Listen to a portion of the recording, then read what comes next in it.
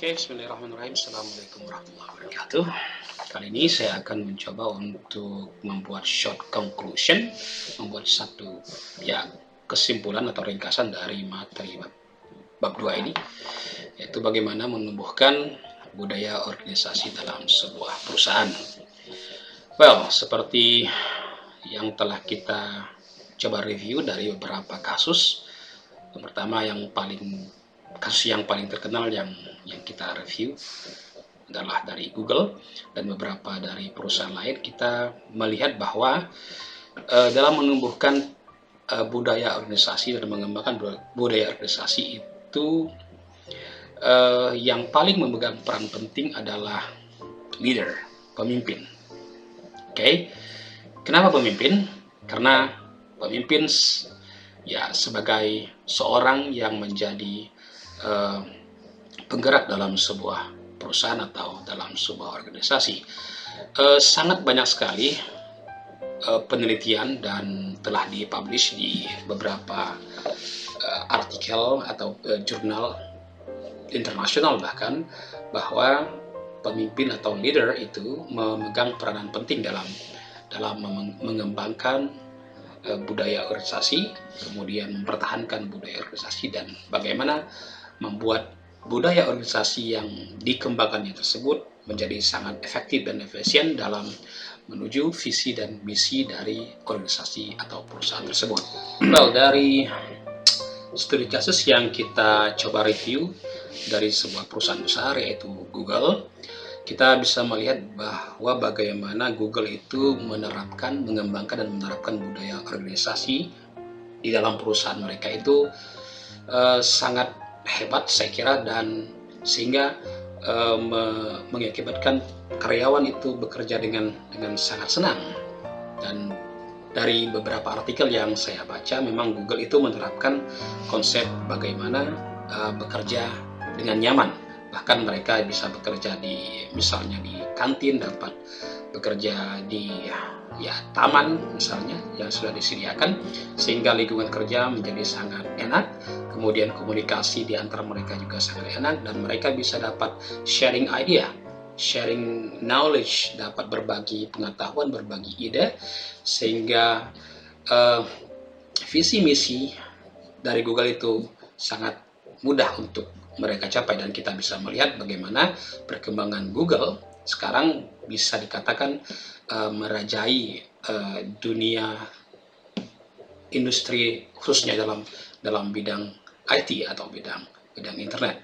Dan kita bisa bandingkan dengan kasus yang kita review juga dari sebuah perusahaannya si Bosman, betapa pemimpin di situ tidak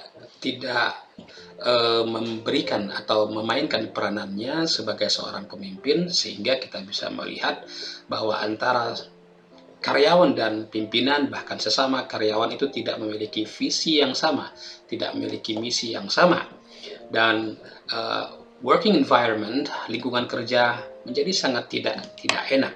Sering terjadinya pertengkaran antara pimpinan dan staff, dan pertengkaran juga terjadi antara sesama karyawan. Karena itu tidak dikontrol oleh pimpinan bagaimana membuat situasi kerja menjadi lebih baik dan lebih menyenangkan begitu, sehingga bisa dikatakan dalam kasus perusahaan si Bosman ini, peran pimpinan itu tidak memegang atau tidak banyak memberikan gerak atau memotivasi staff atau karyawan dalam mengembangkan budaya organisasi, di mana seharusnya ketika si Bosman atau si pimpinan perusahaan tersebut memotivasi dan menggerakkan karyawan untuk memberikan pelayanan yang terbaik atau membuat situasi lingkungan kerja yang lebih baik, situasi mungkin tidak sama dengan apa yang kita saksikan dalam film tersebut. Oke, jadi dalam mengembangkan budaya organisasi, seorang pimpinan itu beliau itu harus orang yang menjadi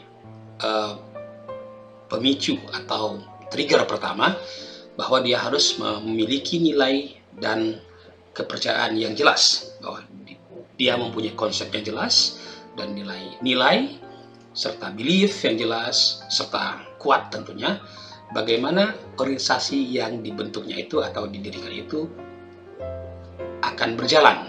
Jadi pemimpin memiliki kontribusi yang tinggi sebagai seseorang atau sosok yang membentuk budaya organisasi. Karena itu pemimpin itu harus memiliki kemampuan yang tinggi dan dia harus punya power untuk melakukannya. Dan hal ini tidak kita lihat di perusahaannya Bosman. Sepertinya pimpinan itu tidak memiliki kemampuan untuk berkontribusi membentuk budaya organisasi dan juga tidak memiliki kekuasaan walaupun dia melakukan dia sebagai pimpinan. Kita lihat contohnya adalah sering terjadi komplain dari karyawan tentang kebijakan-kebijakannya, itu membuktikan bahwa sepertinya tidak memiliki kemampuan dan kekuasaan untuk menerapkan atau mengembangkan positive culture atau positive organizational culture. Dan selain itu juga bahwa pimpinan itu harus memiliki visi dan misi, karena ini sangat penting.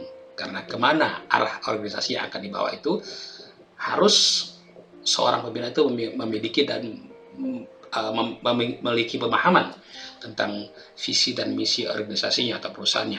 Setelah itu baru dia memberikan contoh dan menyebarkan ide-ide tersebut, menyebarkan visi dan pemahaman tentang visi dan misi itu kepada bawahannya.